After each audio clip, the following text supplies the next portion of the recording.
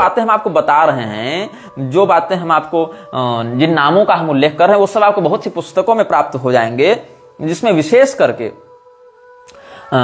जो ब्लावात्स्की की collected writings हैं, या HPB स्पीक्स है, या लेटर्स, द पाथ, ये सब जो 1895 में छपे हुए थे, या जो 1887 में जेम्स सेनुआ का अला फैमिली कातकॉब ये सब छपा हुआ है, वहां से बता रहा हूं। अल्कॉट का जो वॉल्यूम 1 है ओल्ड डायरी लीव्स का, वहां से बता रहा हूं। दयानंद सरस्वती वाली सारी बातें, या श्यामजी कृष्ण वर्मा वाली सारी बातें, जोसेलिन गॉडविन का द थियोसॉफिकल इनलाइटमेंट, ये सब से बता रहा हूं। ब्लावात्स्की का HPB स्पीक्स का वॉल्यूम 1 का पृष्ठ 191, वहां से आपको बता रहा हूं। ट्रेवर बार्कर ने जो लिखी थी the Mahatma letters to AP Sinnett, वहां से बता रहा हूं। कीनेथ W जॉन्स ने आर्य धर्म नाम से पुस्तक लिखी थी, वहां से बता रहा हूं। JTF जॉर्डन्स ने Dayanand Saraswati his life and ideas लिखा था, वहां से बता रहा हूं। फिर दयानंद सरस्वती की ऑटोबायोग्राफी के भी पृष्ठ 59 में भी ये सब बातें वर्णित हैं कुछ। कृष्ण सिंह आर्य और PD शास्त्री ने मिलकर एक पुस्तक लिखी थी, स्वामी दयानंद सरस्वती और study of his life and work, वहां से 17वां 18वां पृष्ठ देखेंगे, वहां ये मिल जाएगा। और ये सब बहुत कुछ है। तो और बहुत लगभग और एक और पुस्तक बहुत महत्वपूर्ण है इसमें, जो आपको पढ़नी चाहिए। इस पुस्तक को बहुत विवादित माना गया, ये 1994 में छपी थी और के पॉल जॉनसन ने इसको लिखा था। के पॉल जॉनसन ने एक पुस्तक लिखी थी the masters revealed madam Blavatsky and the myth of the great white lodge, ये इसने लिखी थी। इसने के पॉल जॉनसन ने 1994 ईस्वी में सारे मतलब लगभग उसने 100 से अधिक ऐतिहासिक पुस्तकों का अध्ययन करके ये पुस्तक लिखी थी। लेकिन दुर्भाग्य से ये पुस्तक आपको इंटरनेट पर PDF के रूप में प्राप्त नहीं होती, आपको खरीद कर पढ़ना पड़ेगा। तो इस पुस्तक के कुछ भाग हम आपको बताने जा रहे हैं। इस पुस्तक में 32 लोगों का, चूंकि 33वें व्यक्ति थे श्रृंगेरी के शंकराचार्य, तो वो इनके प्रभाव में नहीं आ पाए थे। चूंकि इन लोगों ने श्रृंगेरी के शंकराचार्य को इनका षड्यंत्र पता कैसे चला था? ऐसे पता चला कि इन लोगों ने वेदों की भाषा को ही बदलने के लिए निवेदन कर दिया कि आप जगत गुरु हैं, आप शंकराचार्य हैं, आप अगर कह देंगे तो उस पूरा सनातन धर्म उस बात को प्रामाणिक मानने लग जाएगा, जो भी आस्थावान शास्त्रनिष्ठ हिंदू हैं। तो आप ऐसा कीजिए कि संस्कृत को वेदों की भाषा मत मानिए। बोले भैया ये कैसे हो सकता है कि संस्कृत को हम वेदों की भाषा ना माने? तो बोला क्या फिर माने? बोले एक भाषा हम आपके सामने लेकर आए हैं, यही भाषा वास्तविक भाषा है। विश्व की 7 रहस्यमयी प्रजातियों में 7 रेसेज में, जिसमें ये अभी के मनुष्यों को 4th रेस ऑफ ह्यूमंस कह रहे हैं इवोल्यूशन के थ्योरी के आधार पर। ये इवोल्यूशन की थ्योरी डार्विन वाली नहीं है, ये बौद्धों के प्रभाव में आकर कालचक्र तंत्र आदि के आधार पर ये लोग कुछ बातें ला रहे थे HPB वाले। तो वहां से इन्होंने कहा कि हम एक भाषा की खोज कर चुके हैं, उस भाषा का नाम है सेंजार। आपने शायद इस भाषा का नाम पहले नहीं सुना होगा। इस भाषा का नाम है सेंजार, और सेंजार भाषा में SENZAR, तो सेंजार भाषा में इन लोगों ने एक भाष्य लिखने का दावा किया था HPB के ग्रुप वालों ने। तो मैडम ब्लावात्स्की ने कहा कि सेंजार ही वास्तव में ब्रह्मांड की भाषा है, यह प्राचीनतम भाषा है। संस्कृत क्या है? संस्कृत इसी का एक आधुनिक अर्वाचीन संस्करण है। सेंजार भाषा का ही अर्वाचीन और आधुनिक संस्करण कौन है? संस्कृत, सेंजार का। तो इसीलिए हमने एक भाष्य लिखा है सेंजार भाषा में, जिसका नाम है ब्रह्म भाष्य। इसीलिए श्रृंगेरी के शंकराचार्य को चाहिए कि सेंजार भाषा को आधिकारिक भाषा के रूप में मान्यता दें, आधिकारिक प्राचीनतम वैदिक भाषा के रूप में मान्यता दें, और संस्कृत को उसके अपडेटेड जो है मॉडर्न लैंग्वेज के रूप में मान्यता दें। तो श्रृंगेरी के शंकराचार्य जी को खटक गया कि ये तो कुछ जाल फांस वाली बात हो रही है। तो पत्र व्यवहार तो हुआ है श्रृंगेरी मठ के साथ थियोसॉफिकल सोसाइटी के लोगों का, किंतु श्रृंगेरी मठ उनके प्रभाव में आते आते बच गया।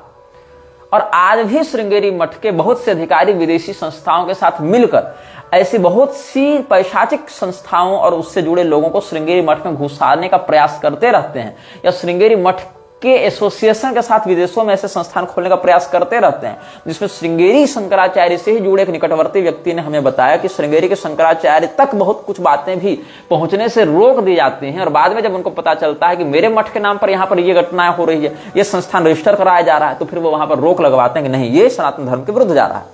ऐसी भी बहुत सी घटनाएं हमारे जानकारी में पिछले 10 से 15 साल के बीच में हुई हैं। तो ये जो पुस्तक है इसमें कुछ बातें, अच्छा सेंजार भाषा के बारे में हम आपको थोड़ी बातें बता देते हैं कि ये सेंजार भाषा क्या है। सेंजार को जो है डेजान की भाषा कहा जाता है। अब डेजान जो है वो क्या है, तिब्बत में कुछ विशेष मंत्रों का संग्रह ग्रंथ डेजान कहलाता है।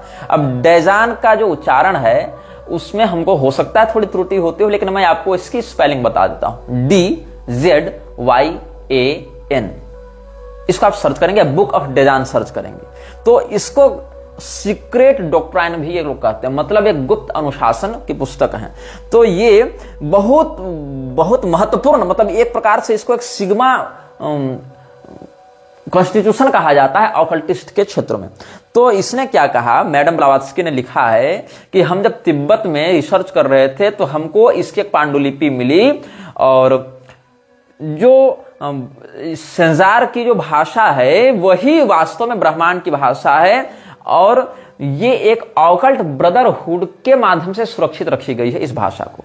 यह ऑकल्ट ब्रदरहुड क्या था, इसको ये लोग कहते थे। अच्छा, मैक्स मुलर को जब ये पता चला, क्योंकि मैक्स मुलर वेदों पर भाष्य लिखने का प्रयास कर रहा था और मैक्स मुलर संस्कृतज्ञ के रूप में अपने आप को स्थापित करना चाह रहा था, और मैक्स मुलर भी ब्लावात्स्की का समकालीन व्यक्ति के समान रहा है। तो मैक्स मुलर को जब ये पता चला कि ब्लावात्स्की ने कुछ संजार भाषा का प्रमोशन किया है, तो उससे पूछा गया कि आपका क्या कहना है। तो मैक्स मुलर ने बयान दिया है जिसमें एक लाइन बहुत महत्वपूर्ण है, वो लाइन मैं यहां कोट करना चाहूंगा। In this matter Madam Blavatsky is either a remarkable forger or she has made the most valuable gift to archaeological research in the Orient। Max Muller ने टिप्पणी की है कि मेरी दृष्टि में मैडम ब्लावात्स्की या तो एक बहुत ही महत्वपूर्ण ठग है, फॉर्जरी कर रही है संजार भाषा के नाम से, या फिर उसने आर्कोलॉजिकल रिसर्च में एक बहुत महत्वपूर्ण उपहार दिया है पूरे विश्व को, जो इन रहस्यों को समझने में हमारी मदद कर सकता है। तो बुद्धिस्ट तंत्र को, वो शेष करके वज्रज्ञानी तिब्बती बौद्ध तंत्र को समझने के लिए जो बुक ऑफ डेजान है उसका प्रयोग ये लोग करते हैं। और एक पुस्तक लिखी थी एसिस अनवेल्ड। एसिस एक देवी है, मिस्र में एसिस नाम की एक नदी भी बहती है। तो एसिस या आइसिस भी इसको कहीं कहीं पढ़ते हैं। अनवेल्ड नामक पुस्तक में, एसिस अनवेल्ड में ब्लावात्स्की ने लिखा है कि संजार जो है वही एंसेंट इंग्लिश है। और फिर जॉन एल्गो ने भी इस बात का बहुत रेफरेंस दिया है। तो जो एटलांटिस के बारे में आप जानते हैं कि नहीं जानते हैं? एटलांटिस एक रहस्यमयी नगर है।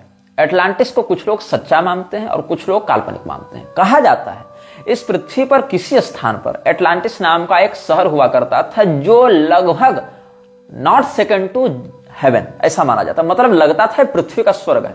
आजकल के कुछ रिसर्चर्स ये मानते हैं कि भगवान श्री कृष्ण की जो द्वारकापुरी है, उसी द्वारकापुरी के चकाचौंध को देखने के कारण विदेशी लोगों ने, जो उस समय विदेशी लोग होंगे, उनको जब द्वारका के बारे में पता चला होगा, उन्होंने उसका नाम अटलांटिस रख दिया होगा।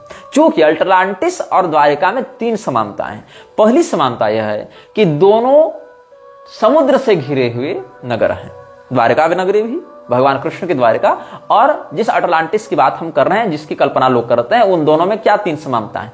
पहली समानता कि दोनों समुद्र से घिरी हुई नगरियां हैं, दोनों पृथ्वी के स्वर्ग के समान प्रतिष्ठित है। ऐसे द्वारका में तो स्वर्ग की सुधर्मा सभा भी भगवान ने बुला ली थी इंद्र को कह के। ये दोनों बातें हो गई। तीसरी समानता क्या है, दोनों नगरी अटलांटिस और द्वारिका जलमग्न होकर समुद्र में डूब गई है। इसीलिए कुछ रिसर्चर्स का यह मानना है कि वस्तुतः द्वारका नगरी को ही पश्चिम के विद्वानों ने भ्रमवश अटलांटिस का नाम दे दिया। लेकिन यहां पर आती है एक महत्वपूर्ण बात, जब एचपीवी यह दावा करती है कि ये जो संजार भाषा में लिखा गया डायन का मंत्र है, डेजान का मंत्र है, क्षमा करें, डेजान के मंत्र हैं, डेजान के स्टैंजेज हैं, वो वस्तुतः अटलांटिस शहर में ही बैठकर लिखे गए थे। मतलब कम से कम एचपीवी के लिए अटलांटिस एक वास्तविक शहर हुआ करता था।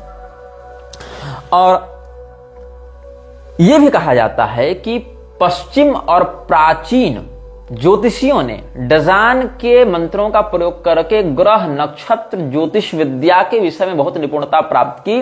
और आजकल के बहुत से कॉन्स्पिरेसी थ्योरिस्ट जो यूएफओ इत्यादि की बात करते हैं, हालांकि इस बात में बहुत कुछ हास्यास्पद बातें भी हैं, लेकिन जो यूएफओ के बारे में बात करते हैं या वैसी थ्योरीज पर विश्वास करते हैं, ऐसे लोग भी एचपीवी के इस थ्योरी को बहुत रिस्पेक्ट के दृष्टिकोण से, बहुत सम्मान के दृष्टिकोण से रिस्पेक्टफुली डिनोट करते हैं और उसको मानते हैं। तो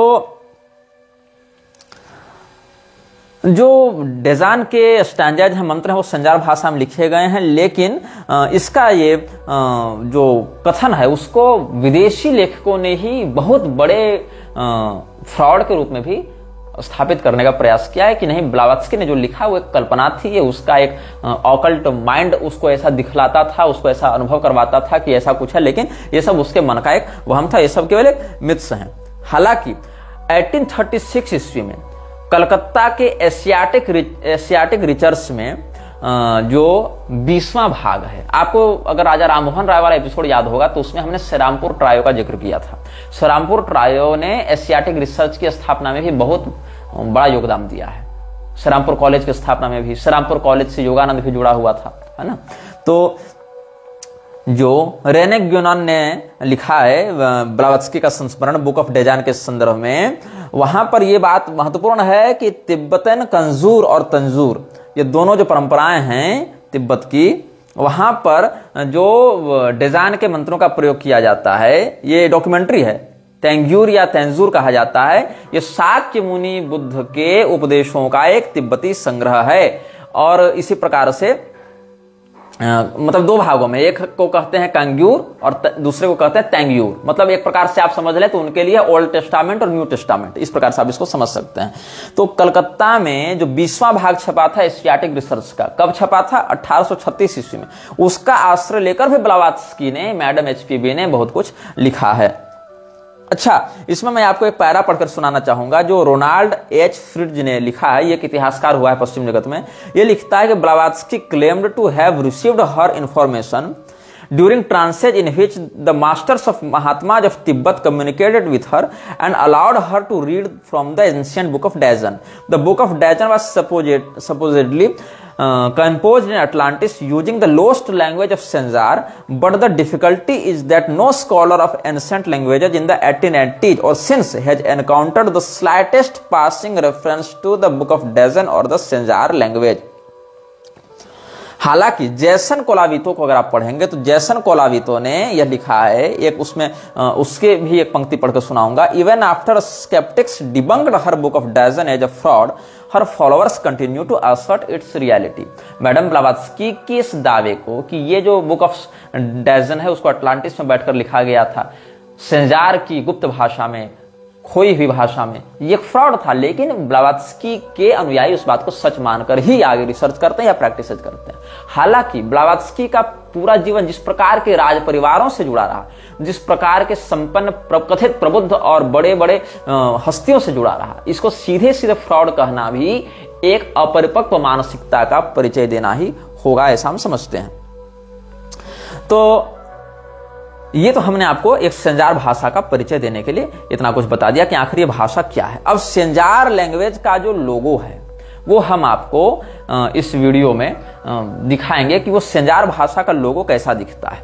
और जो थियोसॉफिकल सोसाइटी का जो लोगो है वो संजार भाषा से ही लिया गया है। मतलब संजार भाषा के कुछ चिन्ह होते हैं, वहां पर कुछ क्या कहते हैं उसको, साइंस एंड पिक्चर्स का प्रयोग किया जाता है, जैसे कि चाइनीज भाषा में भी कई बार पिक्टोरियल लैंग्वेज का प्रयोग किया जाता है ना, वैसे ही। तो संजार भाषा से ही दावा किया ब्लावत्स्की ने कि हमको तिब्बत के गुरुओं ने ध्यान विद्या के माध्यम से ये बुक ऑफ डेजन का ज्ञान दिया और यहां से वो लोगो उठाया गया। इस लोगो को जब आप देखेंगे तो आपको इस लोगो के सबसे ऊपर ओंकार लिखा हुआ दिखाई पड़ेगा, उसके ठीक नीचे आपको उल्टा स्वस्तिक टेढ़ा दिखाई पड़ेगा। और इस लोगो को सीधे सीधे उठाया था किसने? नाजी ने।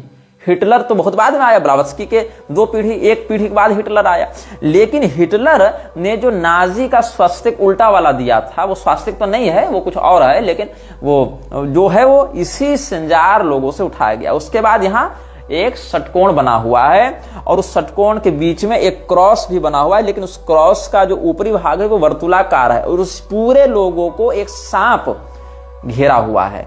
आपको अगर याद होगा तो ऐवास, ये तो कायरो में पढ़ती थी ना HPB, कायरो में ही मैक्स थियन इत्यादि का भी वास रहा है। मैक्स थियन ही अरबिंदो वाली जो द मदर थी, मीरा अल्फा उसका गुरु रहा है, और कायरो में ही ऐवास ने अलिस्टर क्रॉली को बुक ऑफ लॉ का ज्ञान दिया था।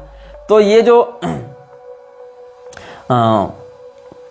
सांप वाला जो विषय है, वहां पर एलिस्टर क्रॉली को दिए हुए संदेश में एवास ने कहा है, हूर पार्क रात एक सांप के रूप में प्रकट होता है, एक सर्प के समान उसकी आकृति देखने को मिलती है। तो ये सर्प भी यहाँ पर घुमा हुआ, हालांकि इसमें बहुत कुछ चिन्ह जैसे कि षटकोण है, सर्प है, ओंकार है, इसका भारत के कुंडलिनी तंत्र से भी संबंध है। लेकिन अगर आप ये कोटिंग वाले अनुभाग को सुने होंगे तो ये कोटिंग ने भी अपनी पुस्तक में यह दावा किया था, जब उसने सैटेनिक गेटवे को ओपन करने में, सैटेनिक गेटवे को खोलने में सफलता प्राप्त की थी, तो उसने यह दावा किया था कि हमारे शरीर में अलग अलग चक्रों में जो त्रुटि हो जाती है या जो लूप छूट जाते हैं, वहीं उन्हीं त्रुटियों का आश्रय ग्रहण करके छोटे पिशाच या शैतान हमारे शरीर पर कब्जा करते हैं, ये उसने दावा किया था।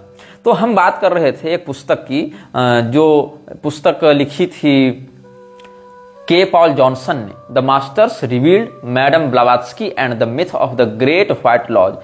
ये 1994 में छपी थी और ये बहुत विवादित पुस्तक भी मानी गई है।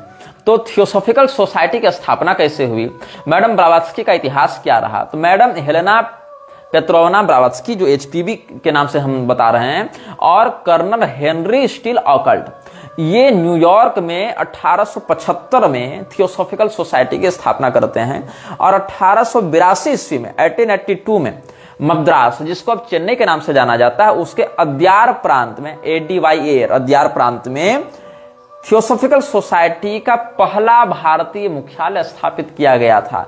और कहने की आवश्यकता नहीं कि इसको यहां पर फंडिंग किसने दी थी, कश्मीर के राजा, जिनका वर्णन हम पहले इसी प्रकरण में कर चुके हैं और जिनका नाम था महाराज रणवीर सिंह।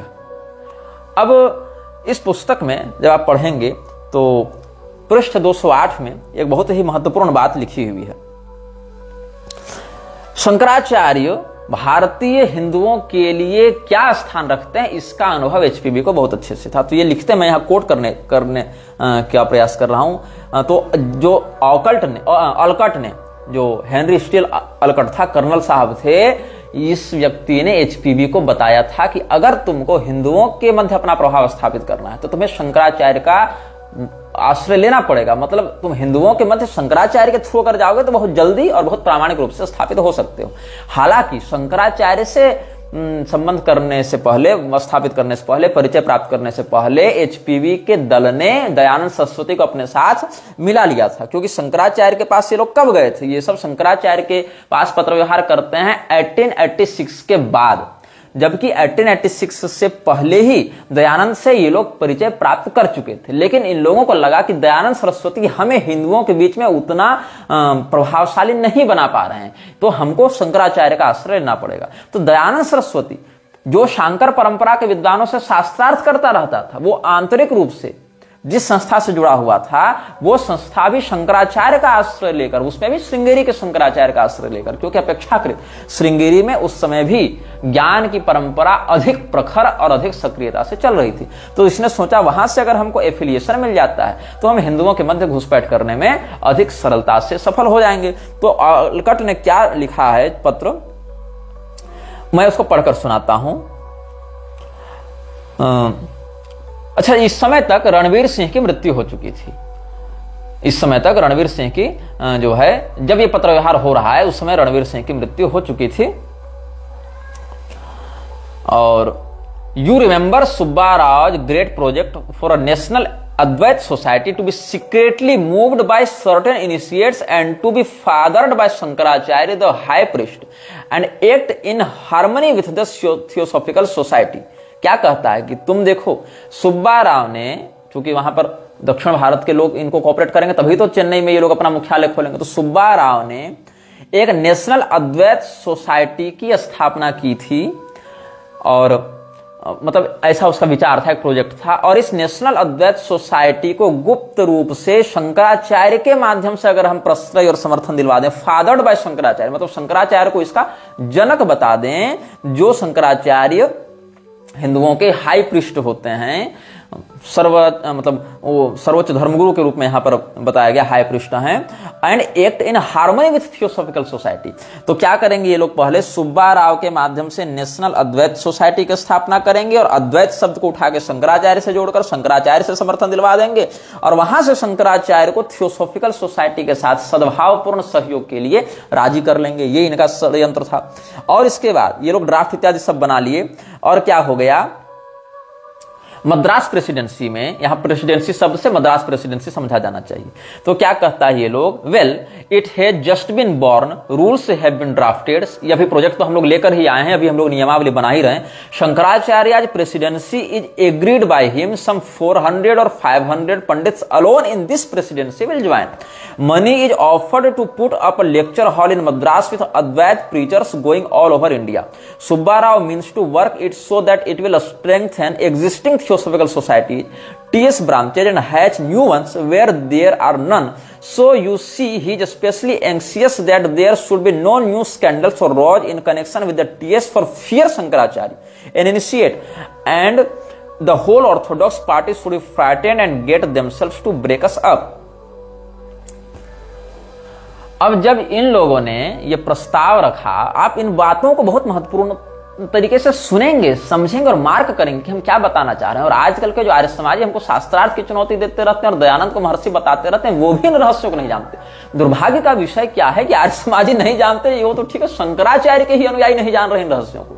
इसीलिए जो लोग मेरे प्रति पूर्वाग्रह रखते हैं कि तुम तो हमारे गुरु जी को गाली देते हो, निंदा करते हो, वो मेरे उस उद्देश्य को नहीं समझ पा रहे हैं जो उद्देश्य मैं 10 साल से स्थापित करना चाह रहा हूं, या जिस उद्देश्य के कारण, क्योंकि मैं जिन बातों को जान रहा हूं समाज में, उन संप्रदाय के रहस्यों को, उन आचार्यों के रहस्यों को, उस मठ की अंदरूनी कार्य प्रणाली को, कहां से कौन सा प्रोजेक्ट हो रहा है। मैंने जिन 32 लोगों का नाम लिया, उन 32 लोगों में से कितने लोगों के बारे में आप जानते हैं? कुछ एक दयानंद सरस्वती और कृष्ण वर्मा और ये सब मजीठिया, ये सब को छोड़ दें, कुछ प्रसिद्ध रणवीर सिंह इत्यादि को छोड़ दें, होलकर राजा को छोड़ दें, तो आप कितने लोगों को जान रहे हैं?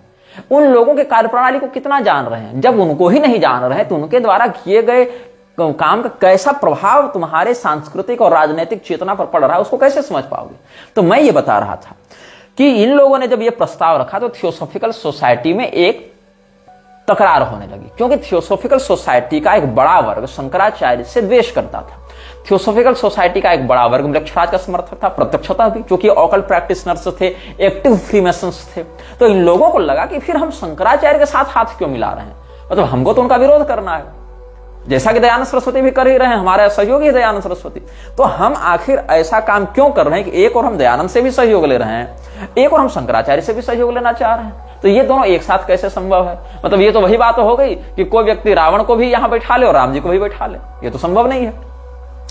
तो क्या कहा गया इन लोगों को कि देखो हम क्या करेंगे, पहले हम एक लेक्चर हॉल बनाएंगे और उस लेक्चर हॉल में शंकराचार्य परंपरा के 400 से 500 ब्राह्मणों को बुलाएंगे, उनका भाषण करवाएंगे, लेक्चर करवाएंगे, उनको सम्मानित करेंगे। तो क्या होगा, इससे उनका और हमारा एक अच्छा हेल्दी रिलेशनशिप बनना प्रारंभ हो जाएगा, एक स्वस्थ संबंध की नींव पड़ जाएगी।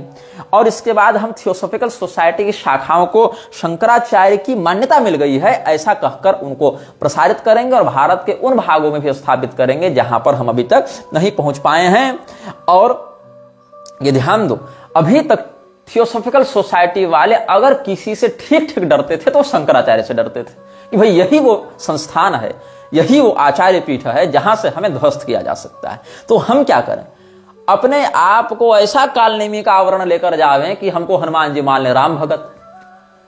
हनुमान जी कालनेमी को सबसे पहले श्री राम भक्त के ही रूप में देख रहे थे ना, वो तो कालनेमी छलने गया था, भक्त तो था नहीं। बाद में हनुमान जी को जब बोध हुआ अच्छा ये बाबा जी तो फर्जी है, तब उसको पटक कर निकल लिए हनुमान जी वहां से। तो यही लोग शंकराचार्य के साथ छल करना चाहते थे, लेकिन भगवती ने बचा लिया उस समय। तो ये लोग क्या कहते हैं कि तुम लोग जिससे डरते हो उससे डरो मत, तुम लोग शंकराचार्य से डरो मत, तुम शंकराचार्य के साथ हाथ मिलाओ। तो क्या कहता है ये, as you see, he is especially anxious that there should be no new scandals or rows in connection with the TS for fear Shankaracharya, and the whole orthodox party should get frightened and set themselves to break us up. ये नहीं है कि हम शंकराचार्य से हाथ मिला रहे हैं तो तुम डर जाओ कि अब क्या होगा और आपस में बिखर जाओ, ऐसा नहीं होना चाहिए। हमारी इसमें योजना है, तो लोगों ने जब विरोध किया है, तब आगे लेटर में क्या कहा जाता है कि पहले तुम लोग चुप रहना सीखो, तुम लोग बाहर से आए लोग ये नहीं जानते हो कि भारत में शंकराचार्य का क्या स्थान है, इसलिए चुप रहना सीखो। Now do keep quiet, for God's sake do please cool, you know who Shankaracharya is, we shall gather things around after a while so that you can return with honour. तुम लोग जो अकबका गए हो ना कि शंकराचार्य से कैसे हाथ मिलावे, तो तुम लोग शांत रहो, चुप रहो, तुमको पता भी है कि वो क्या होते हैं, क्या उनका महत्व है और उनसे हाथ मिलाने से क्या हमको लाभ प्राप्त होगा। इसीलिए तुम लोग कुछ देर शांत रहो और भगवान के लिए कम से कम मौन धारण करो। Now do keep quiet for God's sake do keep cool, you know who Shankaracharya.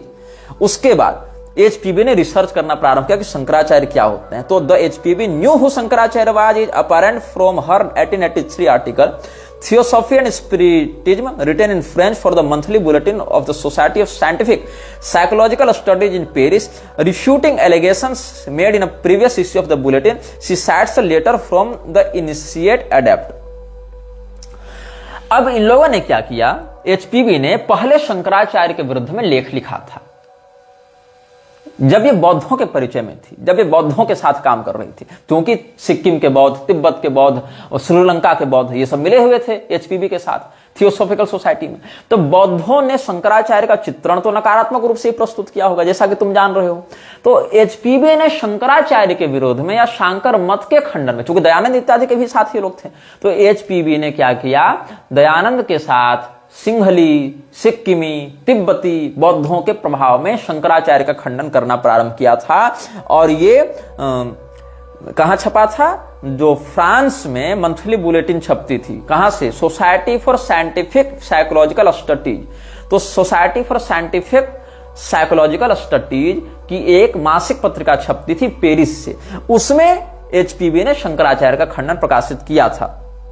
लेकिन जब उसको सुब्बा राव और आलकट इत्यादि ने शंकराचार्य का महत्व बताया, शांकर परंपरा के दृष्टिकोण से बताया, हिंदुओं के भारतीय संस्कृति के अवचेतना में शंकराचार्य के महत्व से अवगत कराया, तब क्या हुआ, एचपीबी ने अपने ही लेख का खंडन फिर उसी पत्रिका में छपवाया कि नहीं, हमने शंकराचार्य के विषय में जो सोचा था वो गलत था। तब एचपीबी क्या लिखती उस पत्रिका से, मैं आपको उतना दूर पढ़कर सुनाते हैं।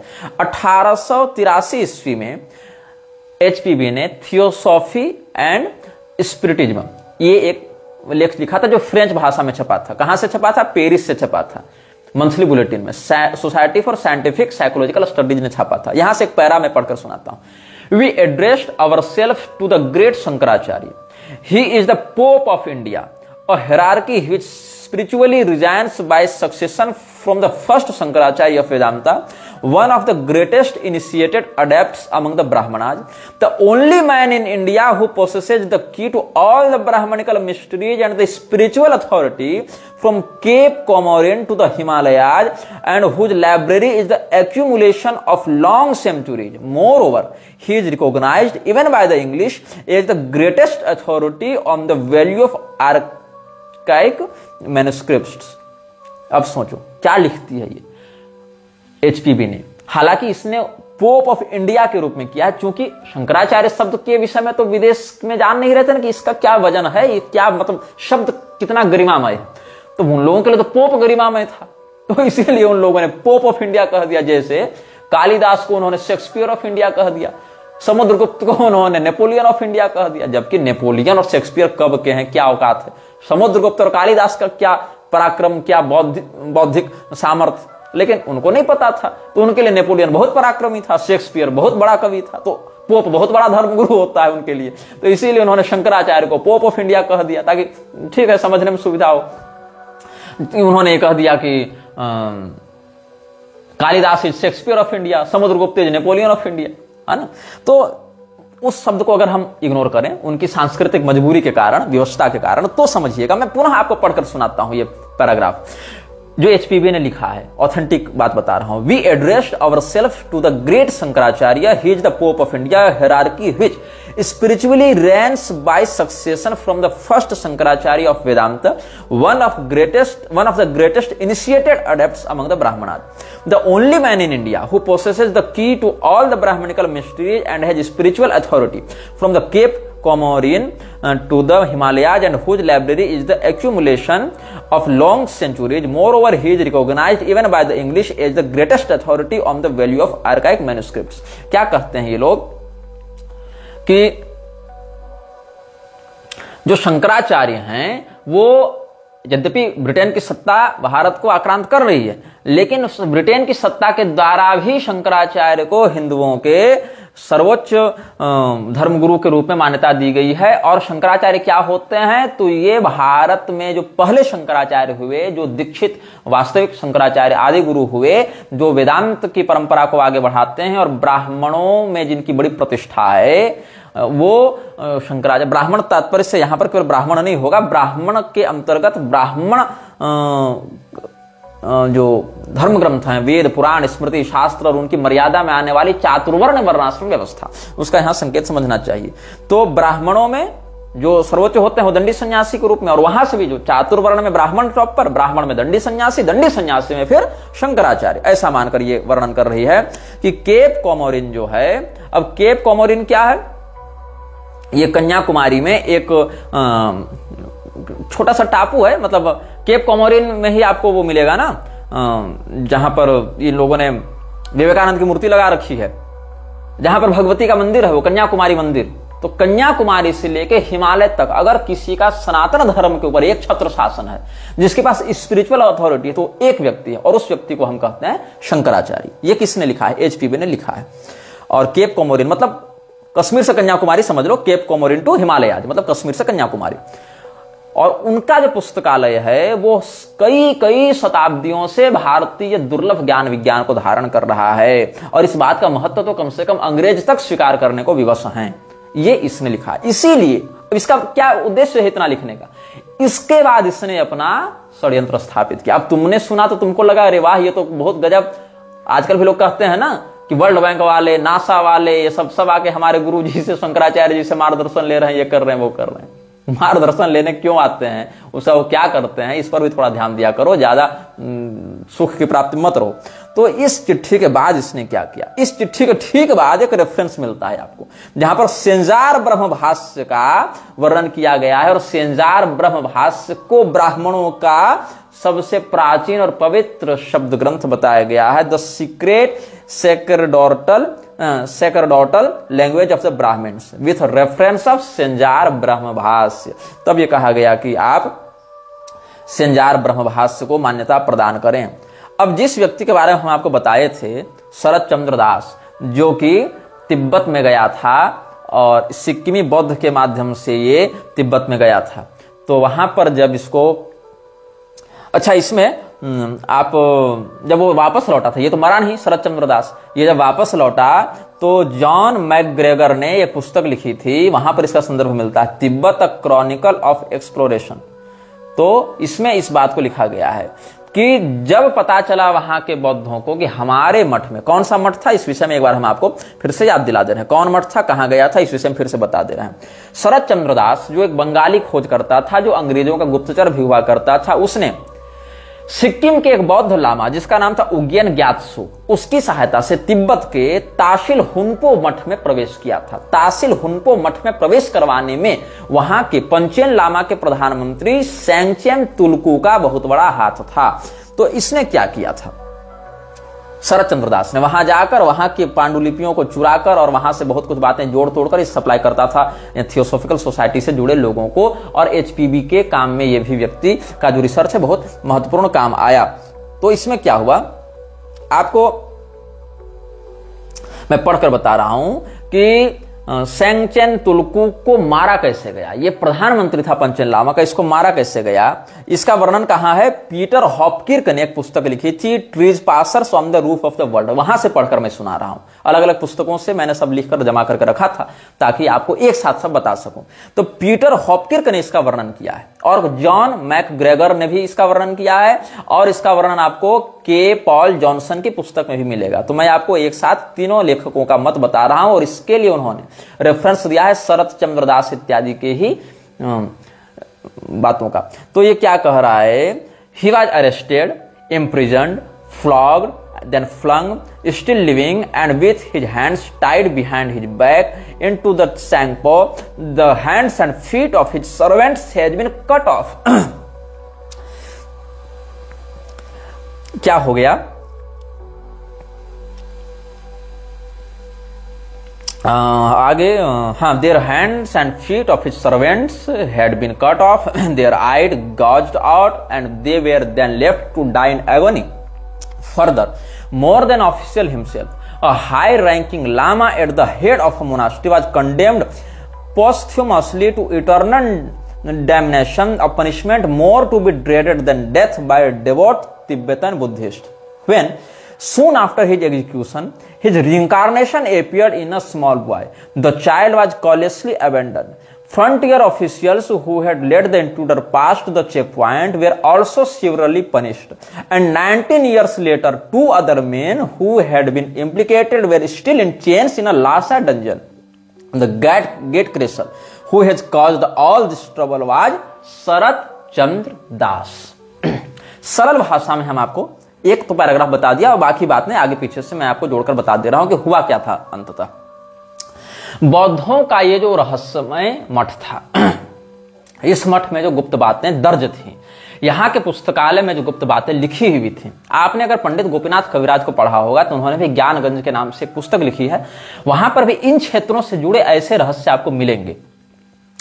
हालांकि बाद में इन रहस्यों का गलत प्रयोग करते हुए नारायण दत्त श्रीमाली ने बाद में स्वयं को परमहंस निखिलेश्वरानंद के नाम से स्थापित कर दिया, स्वयं को ही भगवान के समान पूजवाने लगे और बाद में उनके बाल बच्चों ने तो ये बाजार और खड़ा कर दिया, कह दिया हम ही उस सिद्धाश्रम के सबसे बड़े योगीराज हैं, हमारा ही सब जगह राज चलता है। खैर, हम बात कर रहे थे शरत चंद्र दास की। जितने भी लोगों ने, पंचन लामा से ऊपर भी और पद है ना, तो जितने लोगों ने, हालांकि पंचन लामा भी खुद में बहुत बड़ा पद है, मतलब आप ऐसे मान लीजिए कि दलाई लामा को प्रधानमंत्री और पंचन लामा को मुख्यमंत्री, लेकिन मुख्यमंत्री भी छोटा पद तो है नहीं। तो हालांकि इसमें भी अलग अलग कार्यों में अलग अलग कर्म के समय अलग अलग लामा की भी प्रधानता होती है। जैसे यज्ञ में आचार्य का अलग महत्व है, होता का अलग है, अध्वर्यु का अलग है, उद्गाता का अलग है, प्रस्तोता का अलग है। तो कैसा कर्म है, उस कर्म के समय किस प्रकार के ऋत्विक का वहां पर प्रयोग होना, उसके आधार पर उसका महत्व घटता बढ़ता है। अस्तु, खैर ये तो अलग याज्ञिक विषय हो गया। हम यहां बता रहे थे कि जितने लोगों ने सहयोग किया था शरत चंद्र दास को अंदर घुसाने में, चाहे वो प्रधानमंत्री हो, चाहे वो गेट कीपर हो, चाहे वो उसको भोजन देने वाला हो, चाहे उसको लाइब्रेरी में घुसाने वाला हो, चाहे पांडुलिपि उठा उठा कर देने वाला हो, टोटल हर एक व्यक्ति को दंडित किया गया। पंचन लामा को तो मार दिया गया, पंचन लामा का माथा काट दिया गया, और इतना ही नहीं, उनको 2 जन्मों की सजा सुनाई गई। इस जन्म में मृत्युदंड और अगले जन्म में निर्वासन। क्योंकि अगर आप बौद्धों की परंपरा को जानते हैं तो बौद्धों में जो वज्रयानी तंत्र है, उसके जो अभी भी पारंपरिक साधक हैं वो भविष्यवाणी करते हैं कि ये लामा का दूसरा जन्म कहां पर होगा, किस रूप में होगा, इनकारनेशन उसका कैसे होगा, उसका रिबर्थ कैसे होगा। ये बात बौद्धों में अभी भी मान्य है। दलाई लामा की भी चयन विधान में ये बात आती है कि वो कैसे पुनर्जन्म लेगा, वो व्यक्ति कहां लेगा, किसके बच्चे के रूप में लेगा, इसकी भविष्यवाणियां होती हैं। तो जो पंचन लामा का वध किया गया, उसको मृत्यु दंड दिया गया, 2 जन्मों तक उसको दंड दिया जाएगा। एक जन्म में मृत्यु दंड, और मृत्यु दंड से कैसे, पहले उसको अरेस्ट किया गया, उसको कैद में डाला गया, उसको खूब पीटा गया, उसके गले में जंजीरों से जकड़कर उसके गले को घोटा गया, और बाद में फिर उसके हाथ को उसके पीठ में, जैसे क्या कहते हैं उसको, पानी में उसका मुंह को ऐसे डाल डाल के टॉर्चर कैसे करते हैं विलेन लोग, तो पानी में उसके मुंह को डालकर टॉर्चर करते थे, एकदम दम घुटता था, फिर निकालते थे, फिर पीटते थे, फिर उसको गले में पूरा फांसी का फंदा लगाकर खींचते थे। बस मरने से एक चरण पीछे उसको छोड़ देते थे। और ऐसे खूब टॉर्चर करने के बाद इन लोगों ने क्या किया, वहां के वज्रयानी बौद्धों ने जब अपना रहस्य बाहर निकाल रहे थे ये लोग, उस समय क्या किया था, उनके हाथों को पीछे की ओर बांधा और उसको जेल में डाल दिया। उसके बाद ये लोग उसके सेवकों की ओर आए, जो पंचन लामा के सेवक थे और दलित थे नौकर जाकर, तो उनके हाथ और पैर दोनों को काट दिया गया, उनकी आंखों को निकाल दिया गया और उनको मरने के लिए छोड़ दिया गया। जब तक जिंदा रहेगा 1-2 घंटा खून निकल जाएगा पूरा तो मर जाएगा व्यक्ति अधिक रक्तपात से। तो हाथ पर काट के आंख निकालकर छोड़ दिया गया। इतनी दर्दनाक मृत्यु दी गई है इन लोगों को, इस मठ में घुसपैठ करने का दुष्परिणाम। सोचो, आज जो हमारे हिंदू धर्म के मठ मंदिरों में कब्जा किया जा रहा है, हमारे हिंदू धर्म के मठ मंदिरों को विकृत किया जा रहा है, यह अनुशासन व्यवस्था का 1% भी हम अपना पा रहे हैं क्या? हालांकि ये तो बिल्कुल पैशाचिक क्रूरता है, लेकिन अनुशासन तो कम से कम होना चाहिए हमारे मठों में, कि नहीं होना चाहिए। यहां तो धर्मनिष्ठ साधु महात्मा की निंदा की जा रही है, उनको ढोंगी पाखंडी संत निंदक बताया जा रहा है, और जो नेता मंत्री चापलूस लोग हैं, व्यभिचारी कुकर्मी भूमाफिया, उनको मठों में घुसाया जा रहा है, उनको जगत गुरु बनाया जा रहा है, उनको महामंडलेश्वर बनाया जा रहा है, उनके साथ उठा बैठा जा रहा है आचार्यों के द्वारा।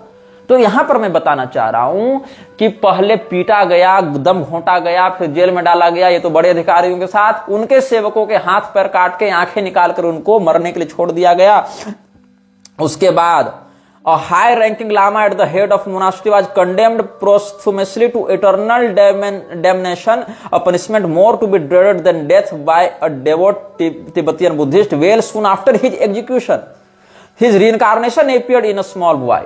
The child was courteously abandoned. क्या हुआ कि जब उसको जब फिर लामा को निकाला गया जेल से, उसको मारा गया, उसका वध जब किया गया, तब क्या हुआ, उसका जो चेतन तत्व था, वो जो कि भविष्यवाणी थी जैसे कि ये फिर इस बच्चे के रूप में पुनर्जन्म लेगा। पुनर्जन्म से तात्पर्य हमेशा ये नहीं होता है कि मरेगा, उसके 10-20 साल के बाद कोई जन्मेगा। ऐसा भी हो सकता है कि बच्चा पहले से जन्म ले चुका हो, मरने के बाद इसकी चेतना, इसकी प्रज्ञा उसकी बॉडी को ओवरटेक कर लेगी, मतलब बॉडी उसका रहेगा लेकिन इसकी चेतना वहां पर सबमर्ज हो जाएगी और फिर वो उस रूप में रूल करने लगेगा। ये हो जाता है परकाया प्रवेश टाइप का, आप मान लो। तो जिस बच्चे के अंदर उसको ट्रांसफर करना था अपने अगले जन्म के रूप में, जब उस बच्चे के रूप में वो ट्रांसफर होता है, तब उस बच्चे को निर्वासित कर दिया गया उस तिब्बत की ठंड में, उस बर्फ से भरे हिमालय की वादियों में, उसको निकाल दिया गया मठ से, उसको निर्वासित कर दिया गया। और इसके बाद जितने लोग हर द्वार के द्वारपाल के रूप में नियुक्त थे, जहां जहां से ये व्यक्ति घुसा था, घुसपैठिया, हर द्वारपाल को दंडित किया गया। 19 साल तक का रिकॉर्डेड डॉक्यूमेंट है। 2 द्वारपालों को उम्र कैद मिली थी जिसमें 19 साल तक वो जेल में थे, इसका तो रिकॉर्डेड डॉक्यूमेंट मिलता। उसके बाद वहां पर जाकर जांच पड़ताल कौन करे, वहां से इंफॉर्मेशन कौन निकाले, लेकिन 19 साल तक का रिकॉर्ड प्राप्त होता है। और ये सारे जो उपद्रव थे उसको किसने अंजाम दिया, इसका मूल स्रोत कौन था, तो कहते हैं the great crusher who has caused all this trouble was Sarat Chandra Das.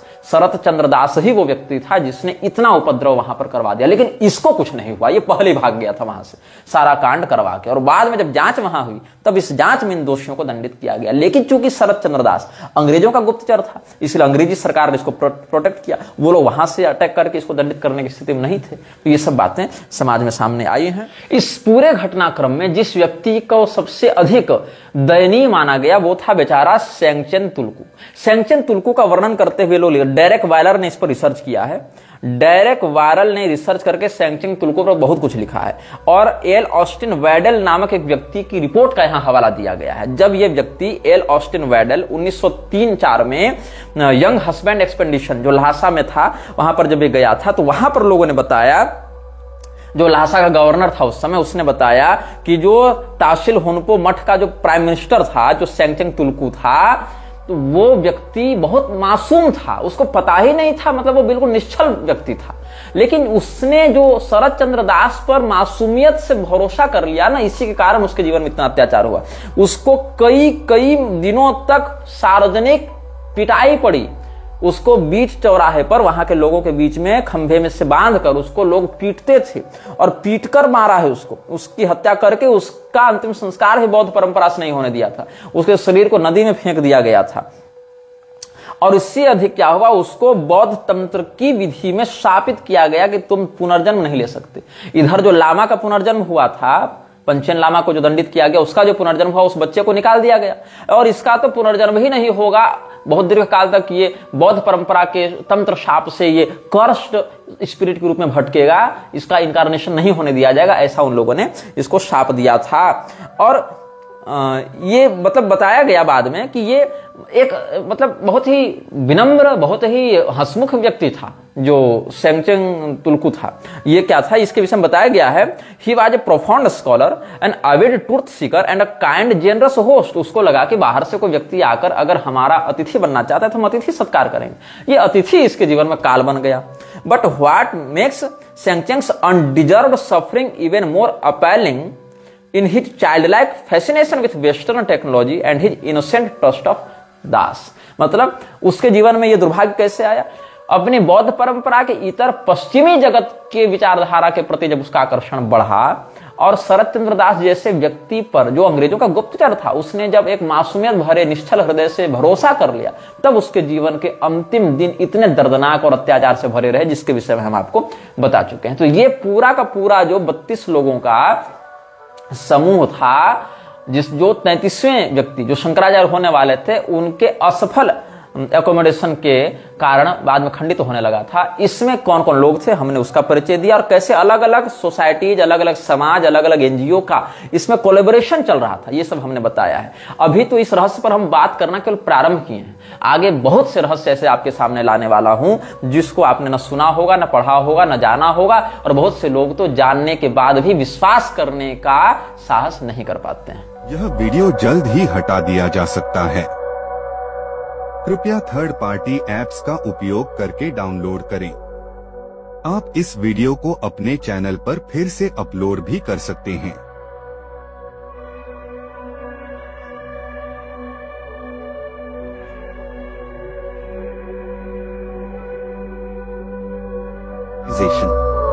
This video may get deleted soon.